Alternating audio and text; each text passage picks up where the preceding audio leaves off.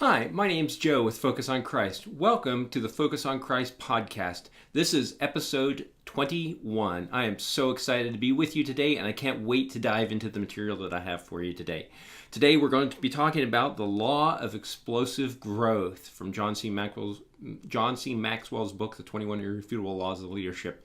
Before we get started with that, I want to make sure I remind you that if you haven't been over to focusonchrist.com or midlifechristless.com, I want to encourage you to do that and go ahead and register as a founding member of the new project that we have coming out. This is going to be a beta launch. It's going to be super awesome. And as a founding member, you're going to have some special privileges. You're going to get some special bonuses. And you're going to have the ability to really influence and shape the way this program is built out. And quite frankly, you're going to get a little bit more of my time, quite a bit more of my time than maybe people in the future. So I'm super excited about that. And I hope that you are too. If you're not familiar with what it's all about, the goal of midlifechristless.com is to work with Christian leaders that are kind of stuck.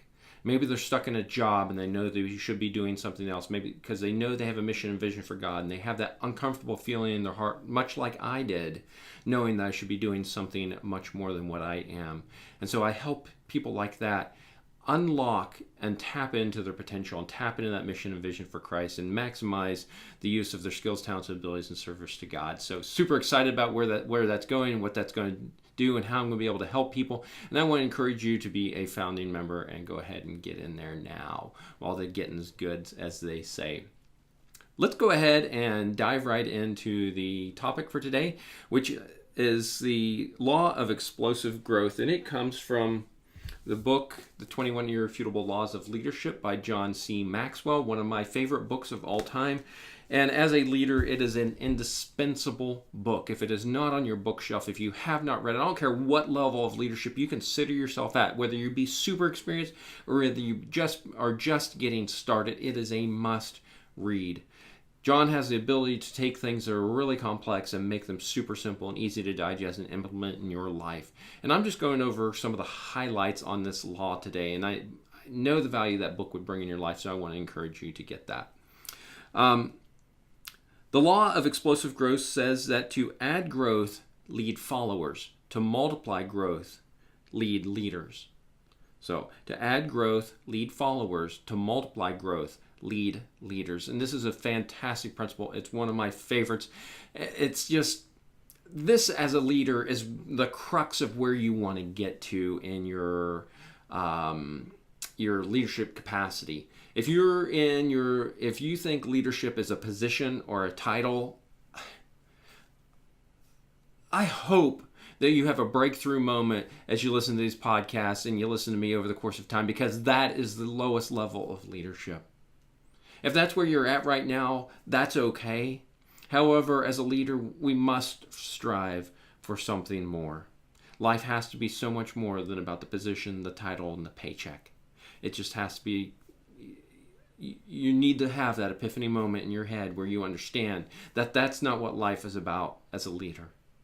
Even as an individual, that's not what life is about. God has so much more for you. But let's go ahead and dive right in and get started today. So there are some kind of activities that leaders will engage in, and then there's some kind of thinking that we need to be thinking about. So we're going to go over some of the kind of more activities sort of aspect of this principle of the law of explosive growth. And the idea of the law of explosive growth is as leaders, we want to take our organization, our family, our business, our work, whatever it is, and we want to go from where we are as a leader and boom, grow and blow that thing up to whatever its potential is.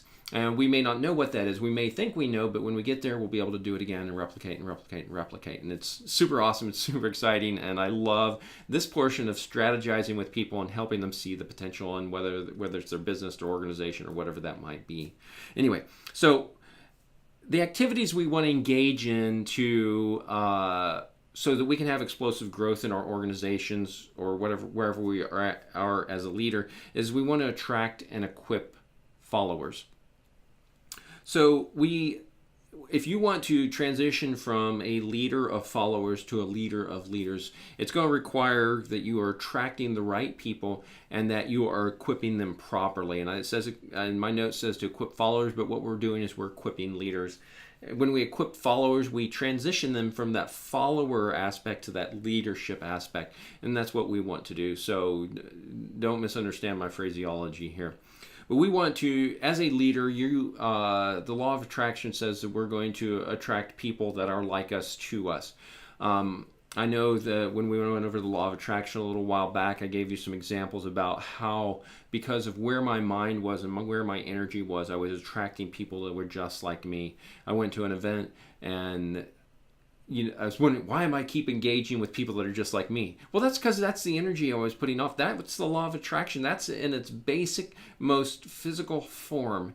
You resonate at a particular frequency, and so you attract people that resonate at the exact same frequency. As a leader, you want to always be attracting people that are at your level or higher, so to bring into your organization, so that you can place them in, you can place and equip them and help them to grow into that leadership capacity that they have been designed for. And then you want to equip them. There is, we'll get into this a little bit more here as we go through this. And actually, you're going to find it's a recurring theme that leaders equip leaders.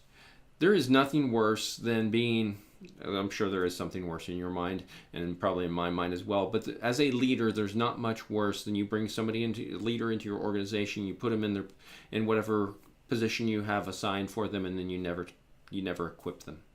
You never give them the tools and resources necessary for them to be able to do their job well. I've had that happen so many times in my military services. I've had that happen in my job, my different jobs I've had over the years. You get dumped into a position, then you're like, hey, see ya, good luck.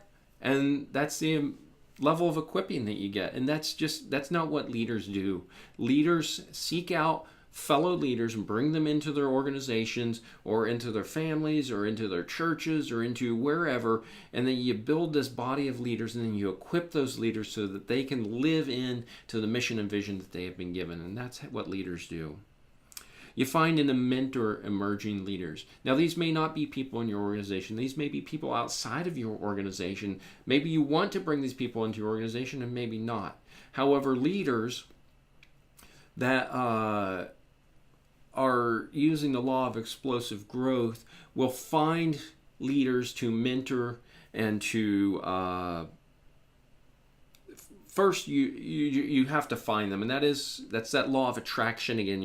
You're hearing me talk about is you're going to find people that are either like you or that you want to be like, and then you're going to find these, and then you're going to find ways to mentor them and help them grow and help them develop. And that's one of the key things that we can do as a leader is help equip and develop our subordinates or our cross-level leaders or even leaders up above. Leaders create new organizations. And I guess I should, if I could rewind and put it back at the beginning, I would. What we're talking about here is through the eyes of the Apostle Paul. That's where all this is coming from, is the Apostle Paul, and how the Apostle Paul orchestrated his life and how he built multiple churches on his missionary journeys and that sort of thing. So he create new organization. One of the ways that you can increase your level of leadership and your multiplied leaders is by standing up new organizations. And that may be new departments in your business. It may be new branches in your work. It may be new churches if you're birthing churches. Think about any church you know that's known for their church planting. Maybe they have 5 churches they planted or 15 churches they planted. But that leadership umbrella just grows exponentially when you are planting and setting up new organizations with good leaders, and then you're nurturing and equipping and mentoring and training those leaders in those new capacities, and all of a sudden you go from a leader if you're leading followers, that's one at a time. So if I'm a leader and I have 10 followers, I have 10 points of growth. If I'm a leader and I have 5 leaders that I'm leading, then I have all the people underneath them. So if they each have 10, and there's 5 of them, that's 50 right there that I am now leading. Now I've gone from addition, which is just followers, to multiplication, which is leading leaders. And that's kind of how that thought process goes. You engage in ongoing development of those leaders, and that's one of the things that you saw Paul do. He would go out, he would establish the churches, and then he would either send leaders out to touch base with all of them, or he would go out himself and spend time in each of those new churches to make sure that they were equipped properly, make sure that they were growing the way that they should as a new Christian church should. And so he went out and he continually touched base, and that's one of the things that leaders do, is we make sure that we have we're allocating our resources so that we can engage with those other leaders and make sure that they're growing, developing the way and at the rate that we would like to see that happen. And that's how explosive growth happens, because there's this, when you take the time as a leader to invest in your leaders, that is the appreciation and natural reciprocation of that is then blows up. It's magnified. It's way beyond 1 on 1 plus 1. It becomes 1 plus 10, 1 plus 100, 1 plus 1,000, 1 times 1,000. And just, you get exponential growth when you take that time and you go through these steps of attracting, equipping your proper followers, mentoring them, creating new organizations, and then continuing that ongoing development. You'll never find an organization where the ongoing development has stopped, where there's continued growth. And the better you do that piece, and more effectively and more often, the more explosive growth you can get out of that. Here's a couple of thoughts. They have activities attached to them, but I want to give you some thoughts on how you can be thinking as a leader to ensure that you're living into the law of explosive growth. Leaders that are looking for and anticipating explosive growth focus on strengths. I'm sure you've heard this over the course of your lifetime, that if you go to school and you have a good student and you have a bad student, they always pair those two up, because they're like, well, the good student will pull the bad student up. There'll be a mentor. There'll be a guiding light. There'll be a piece of strength. It never, ever, ever works that way. The strong person is always pulled lower by the weak person. That's how this world is organized. This person that's a rock doesn't just stay there. As they pull that other person up, they come down and they meet them. It never works by that person pulling up. You have to focus on your strengths. A lot of times in school they say, if you got an A in math and you got a C in science, we'll work on science. No, go work on math. That's your strength. You don't need the science. I mean, let's be real. It gets you out of school, but after that, what's the purpose does it serve? If you're bad in math and good in science, why would I focus in math? I'm going to go get a job or a degree or a whatever in science, but it's sure not going to happen in math. And you're not going to be an incompetent, bumbling fool in life because you've missed out on this one thing. As a leader, you want to focus on strengths of people. Some people have great charisma. Put them in an environment where they can maximize that. Some people have no charisma, and they're super introverted, and they don't ever want to have anything to do with that, but they're great with numbers. Well, why would I put them in a sales position? Why don't I put them in accounting? Or somewhere where that strength set, they can really thrive. As a leader, you have to be focused on individual strengths and put them in positions where they can leverage that strength. When you put somebody in a position where they're focused on their weaknesses all the time, they're going to get burned out. They're going to develop resentment for you, and they're eventually going to leave your organization or cause problems, and they're definitely not going to work towards explosive growth. You need to focus on the top 20%. This is hard for a lot of people. I think it was General Electric years ago had a policy that every year they would do a review, and if you weren't in the top 90, whoever was in the bottom 10% of the company was immediately cut that year. And what it did was it took GE from being a nobody company to being the largest company in the world in a very short period of time. And yeah, I know they've been surpassed now. I get it. I think Apple holds that position now. However, that was one of GE's policies. I believe it was GE's policies, was every year they would evaluate, and for like 20 years they did this, and at the end of those evaluations the bottom 10% was just fired. And it kept that company strong and thriving. And as a leader, you have to evaluate your key leaders and stay in that top 20%. When you get out of the top, because those are your leaders. Those are the people that are going to move the wheel. Those are the people that are going to be your subordinate leaders, or however you want to phrase it. Maybe they're cross level, or maybe they're slightly above. You want those leaders rolling that organization forward. They are the people that are going to attract more followers. They're the people that are going to build up your next levels of leaders. You need to stay focused in that top 20%. When you get down into the bottom 80%, you waste a lot of time and your organization will not grow. If you want exponential growth, if you want that explosive growth, you've got to stay in the top 20%. That doesn't mean you ignore that other 80%. You give them something so that they know that you're there, you know they have your support, but you have to rely on your top 20% to nurture, develop, and grow that 80%. Your job is to stay in that top 20%. And if that sounds a little bit harsh to you, I am absolutely not going to apologize for it.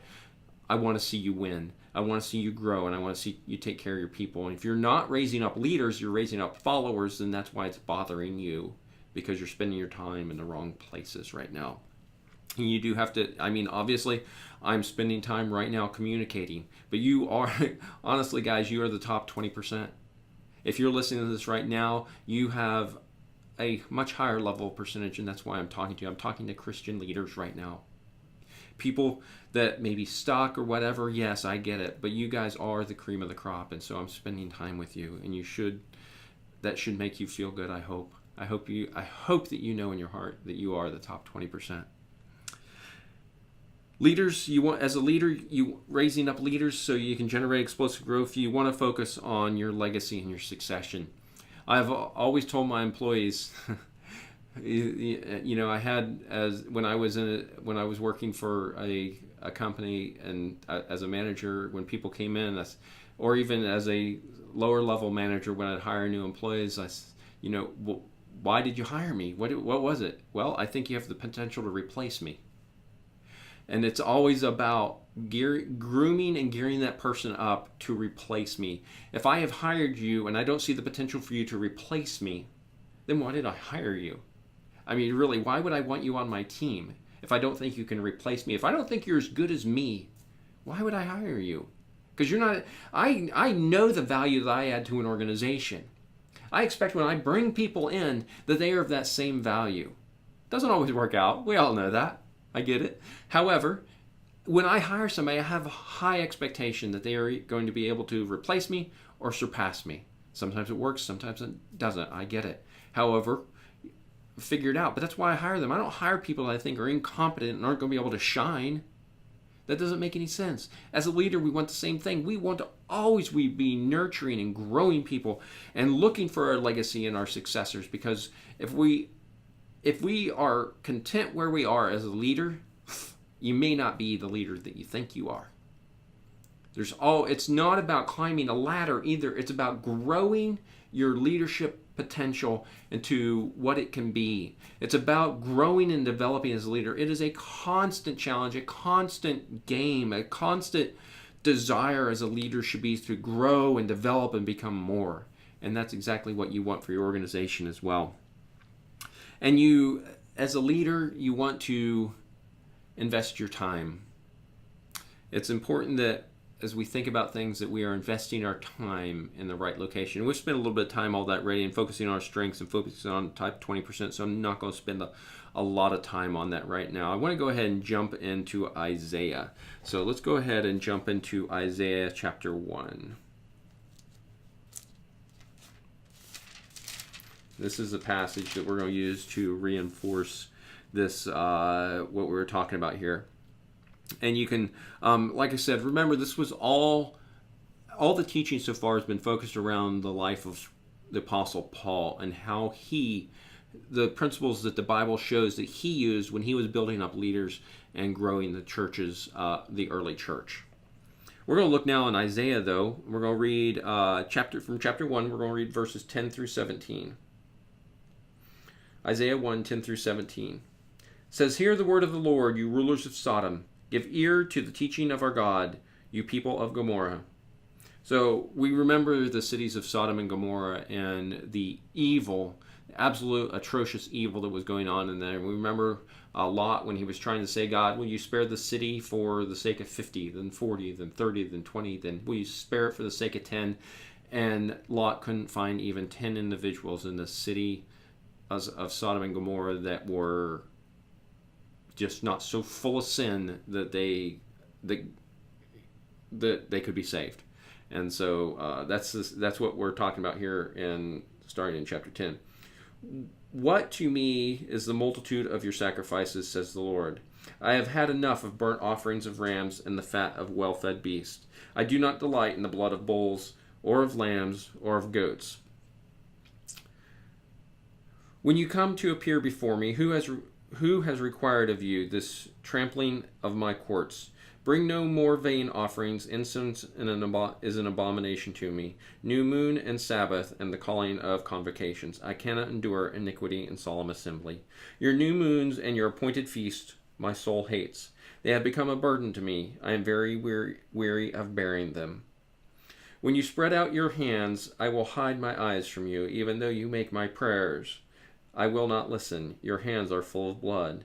Wash yourselves, make yourselves clean. Remove evil from your deeds from before my eyes. Cease to do evil. Learn to do good. Seek justice. Correct oppression. Bring justice to the fatherless. Plead the widow's cause. Come now, let us reason together, says the Lord. Though your sins are as scarlet, they shall be white as snow. Though they are red like crimson, they shall become like wool. In this passage here, how it applies to the law of growth, law of explosive growth, is we see actually this is the exact opposite of how a leader would